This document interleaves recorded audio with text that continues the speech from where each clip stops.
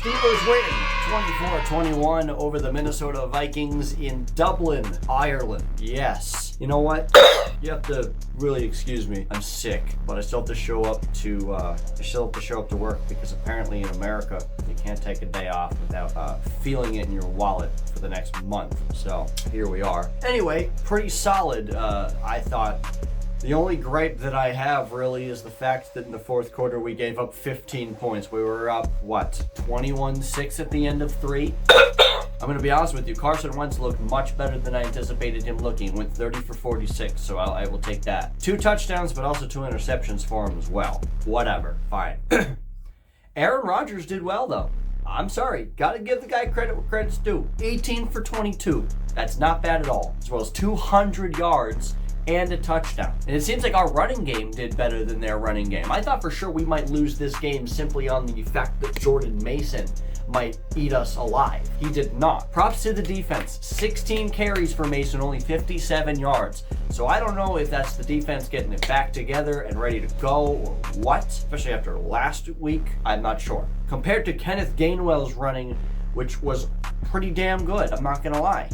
With Jalen Warren out, he was the main ball carrier. 19 carries short, but 99 yards. Only 1 yard short of 100 yards in a game. Not only that, but a guy got 2 touchdowns too. So I thought he did fantastic.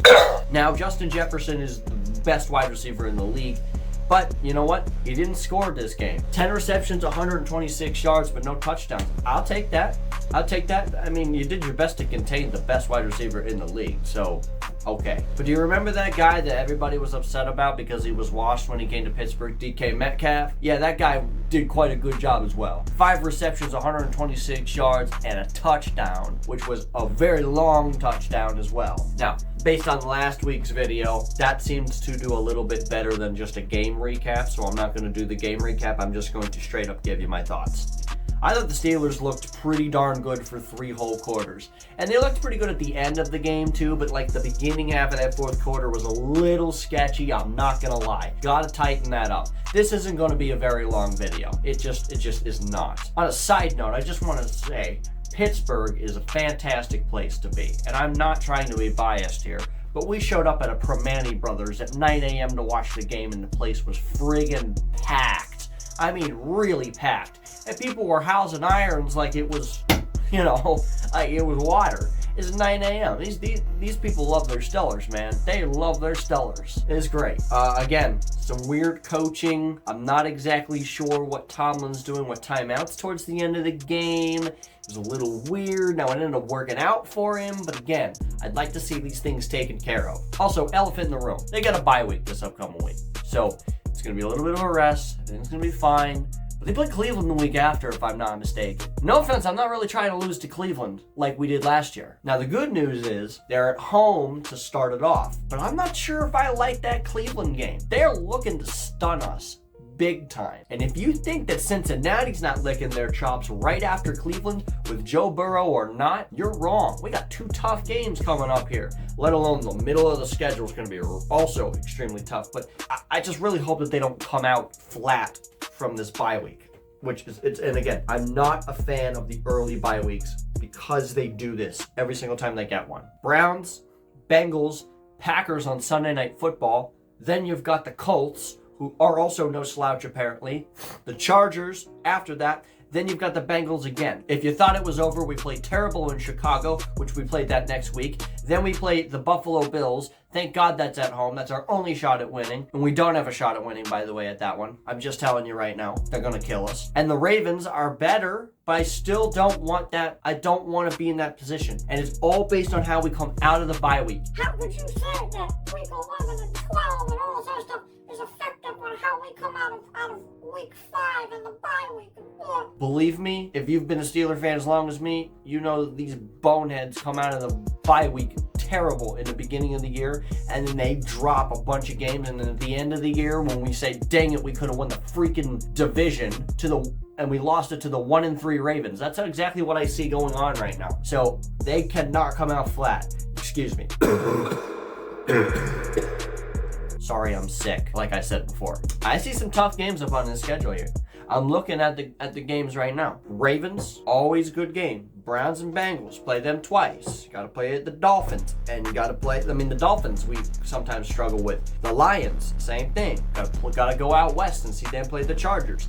It's not going to be good.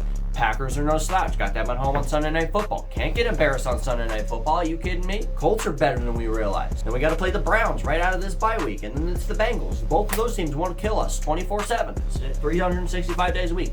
So that's just what it is. Again, let's just talk about this. The good players for this game that we just had against the Vikings. I'm all over the place. I'm sick. I want to be done with this. Okay, 1. Broderick Jones. Where's the credit for Broderick Jones, folks? Everybody wants to crap on Broderick Jones when Broderick Jones does something bad, but he had a freaking stellar game. He had a great game against Minnesota, and I don't want to hear it from anybody. The kid even picked up the freaking ball and steamrolled a defender like freaking Derrick Henry. He's like Mike Allstott up in there. Boom! Grabs the ball, truck him, boom, done like a Madden move. Not to mention the kid did not sell his blocks whatsoever. He was pretty damn good. You know who sucked yesterday? Sayamalu and Fatano. Again, that's 2 games in a row that they freaking just let him go by. And I love Sayamalu and I love Fatano and I think they're great. Excuse me. But I can tell you right now, I am not playing the game where it's let's crap on Broderick Jones but not crap on anybody else. The line in itself is not good. I'm just telling you that now, but I want to give credit to Broderick Jones because I thought he did a pretty damn good job. Besides that, I think Rodgers was great. I think he was fantastic, as a matter of fact. Given the circumstances, I think he was good. Metcalf had a great game as well. Gainwell was able to step up when we needed him the most with Warren out. I thought that was great. Caleb Johnson trying to get past that game in Seattle. Didn't see him much in the New England game, but I saw him a little bit here. Thought he was okay, could be better, but he's rookie, he's getting better. Big Ten is so overrated, though. I'm sorry, I'll die on that hill. The Big Ten is so overrated when it comes to literally anything. But a win is a win, right? A win is a freaking win. Until we get to 9 of them, Mike Tomlin's going to try, right? Right. All right, that's all I got for you. Quick video. I'm sick. I want to take medicine and go to bed. Well, actually, I have to drive home from the studio and then go to bed. But, you know, everything's cool. If you like this video, make sure you click the like button. Make sure you also ring that bell when you subscribe, because obviously you're going to subscribe, right? We're really, really close to hitting the goal. I want to hit the goal. Here's all the fun demographics all over the screen right now. We got to hit goals, man. I got to get some more subscribers. I got to get my watch hours up. I got to get everything, because eventually I have sponsors that are going to come out and going to help us out. Maybe you might get free stuff because, you know, I love all of you and they love all of you and everything's going to be great. So like, comment, subscribe, do whatever the heck you got to do. And we got a bye week this upcoming week. I'm not sure what that means, but I do have the Nipa Yinzer Varsity Venture Tour going to resume. I'm at Pittston area this week, I think. I'm not entirely sure. I forget, but I'll let you know. Anyway, talk to you later, and go Steelers. Peace.